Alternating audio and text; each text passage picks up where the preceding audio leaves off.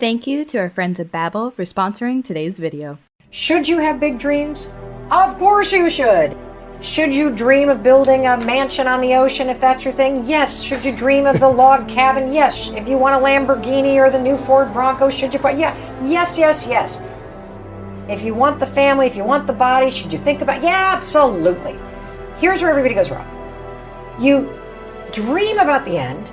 You make this gorgeous collage of all this stuff that has nothing to do with your current life. That literally, as you're sitting in your studio apartment and you're looking for a job and you're staring at a mansion going, someday, it's going to make you feel like a loser. Because the gap between where you are and where you want to go, it seems insurmountable. And so what happens, based on the research, is when you only visualize the end game, it's demotivating. At first, it's really fun to have a bottle of wine and make your collage. I'm gonna visualize. I'm gonna slap this up. There's my vision board. It's fabulous. Law of attraction, baby. Come on. I'm gonna think about it. It's gonna come to me. Okay, I've been doing this for 2 days. I'm still in this apartment with the cat box that needs to be changed. The way to visualize properly is to visualize the bridge between where you are and where you need to go. And particularly the horrible stuff. Visualize working a day job and telling your friends that you're not going to go out tonight because you're working on something. Visualize making cold calls and being told no. Visualize not going to that party because you're staying in on a Saturday and not going to the barbecue because you're putting in the work. Visualize sitting at a seminar and learning from other people. Visualize watching YouTube videos. Visualize your first ever course failing miserably. Right. Literally, that's the sort of thing that you want to visualize yourself doing and pushing through, because that's going to help you do the work. As you will start to realize you are walking by an entirely different world every single day because you're not looking for it. There are opportunities, there are signs, there are mile markers on your path that you are literally tuning out. And we can all sit in this moment and look back and see how the dots of our life connect us here.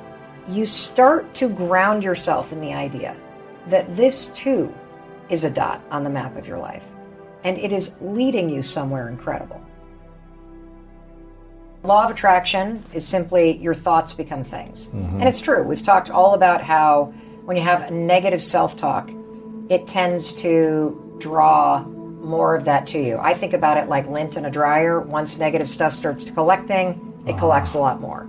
So here's what everybody gets wrong about manifesting. Everybody, at least kind of in the mass market, what you're trained to think about when you think about manifesting is vision boards. And when you hear the word vision boards, you think about the big stuff. So let's use your example of the marathon. The vision board would be Lewis crossing. With the arms up at the medal. The arms up at the medal, exactly. High fives. Yeah, high fives. I did it. Yes, I did it. Exactly. That will not help you. Because when you hit mile 13 on the actual race and it is sleeting rain and it feels nothing like that thing on your vision board, you're going to start a negative dialogue. I can't do this. My knees hurt. This is not what I thought it was going to be. I'm not ready for this. I didn't train for this. And you are going to tank yourself.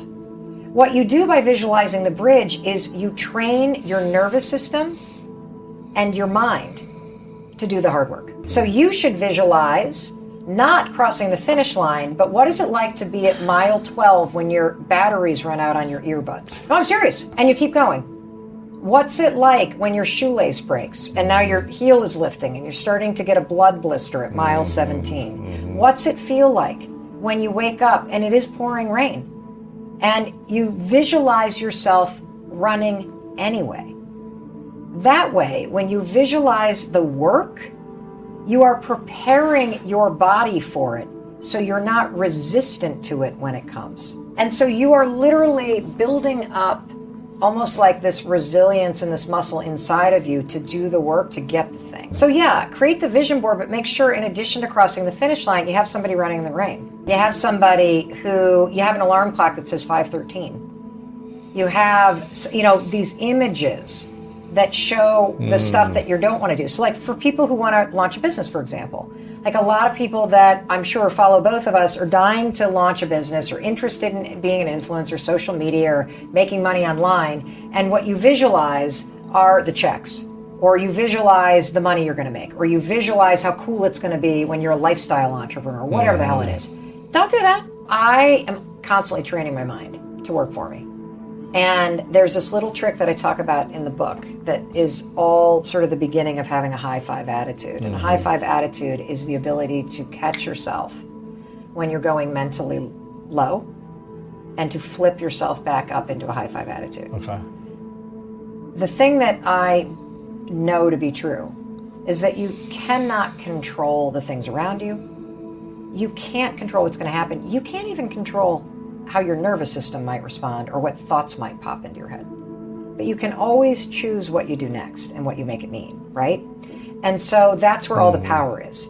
We've talked a lot about negative self-talk. And part of the reason why negative self-talk is so crippling is not only because you've repeated it for so long and now it's a pattern, but it's also because you have a filter on your brain called the reticular activity system. This puppy is the keys to everything.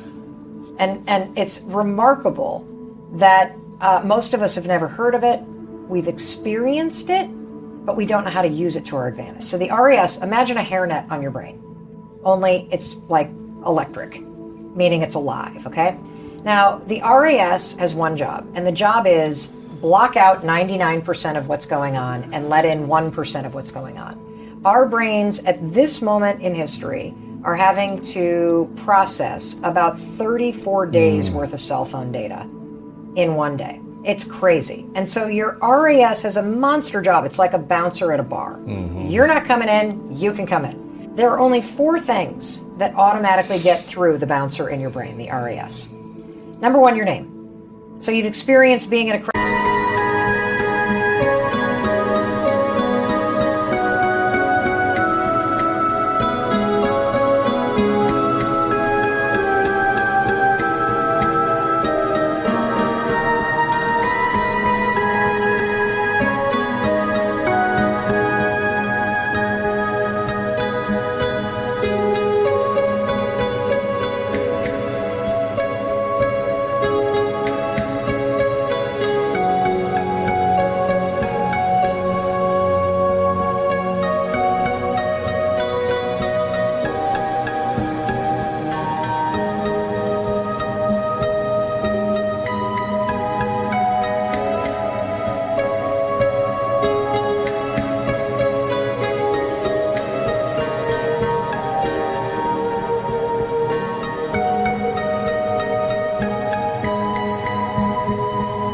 Crowded place and somebody's like, you think you hear Lewis and you're like, huh? Somebody call my name? That was the bouncer in your brain. The second thing that always gets let in is any threat to your safety.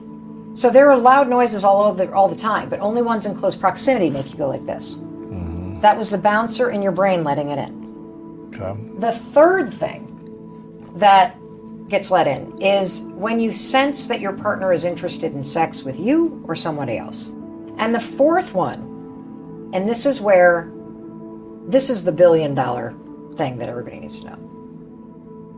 The bouncer in your brain lets in whatever you think is important to you. So when you get intentional about telling your brain what's important to you, like, I'm interested in a Tesla, your brain's literally like, oh, let all the Teslas in. Come on in. Here's the downside to this.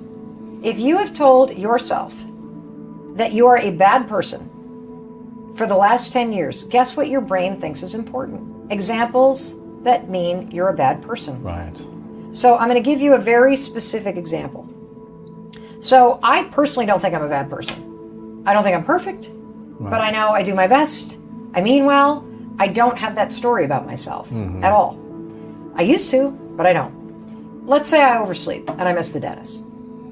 I miss the dentist appointment. I'm like, I got to pay the $25. I got to reschedule that thing. That kind of blows.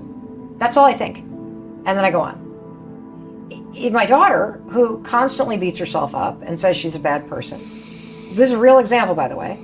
She oversleeps, misses a dentist appointment, and it becomes, see, I always screw everything up. I'm always messing things up. Like everything that gets let in confirms that you're a bad person. She finds proof and evidence. Yes, that's the bouncer in your mind. I'm here to tell you that when you get intentional about what you want to think about yourself, it changes in real time what your brain lets in and what it doesn't. Yeah. That helps you with the other things that you're doing. The high five in the mirror, the I'm not thinking about that, the pathetic mantra. Hey, just because I missed the dentist appointment doesn't mean...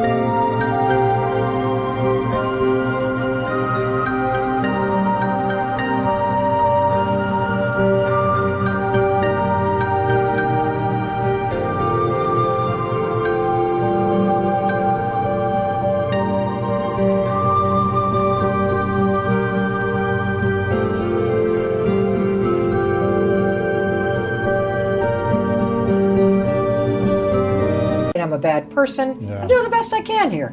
Give myself a break. Right. High five. You know what I'm saying? Shake it off. Get back in there. It's true, right? Right. Because it's these little things. Somebody cuts you off. Somebody reaches for the last thing of cereal that you wanted to buy at the grocery store. You think it's like a sign that the world's out to get you. This is all your story and your mind skewing the world to prove all of the stuff you keep repeating. And the only way to get a handle on it is to start acting the opposite. Like high five yourself, even though you don't feel like it. Interrupt the crap that you keep saying. Put your hands on your heart and settle your body down. All of these things are things that somebody does when they care about themselves, when they think they deserve to be treated with kindness, when they think they deserve support, and when they realize they need it. It does begin with you. 2022 is the year of self-development, the year you finally buckle down and do what you've always wanted to. And with Babbel, your 2022 language goals can be reached in no time. It's as easy as un, deux, trois. I started Babbel at the beginning of the year to learn French. I've always loved the language and wanted to grow my skills this year. Babbel made it simple, fun, and easy to want to practice every day. Lessons are designed by real language teachers. No machine learning algorithms or AI here. You get to learn from real people with real experience. Babbel understands that not everyone learns the same way. That's why they give you multiple ways to learn the language, ranging from lessons, podcasts, games, videos, and live classes with top teachers. Babbel makes sure your learning is educational and fun. And that's not all. Babbel teaches you more than just the language. It teaches you about the culture, people, history, and so much more. Join Babbel today by checking out our link in the description, and you can get 65% off your subscription. Let Babbel help you reach your goals this year. Join now and see improvement in just 3 weeks. Babbel, learn a language and have real conversations.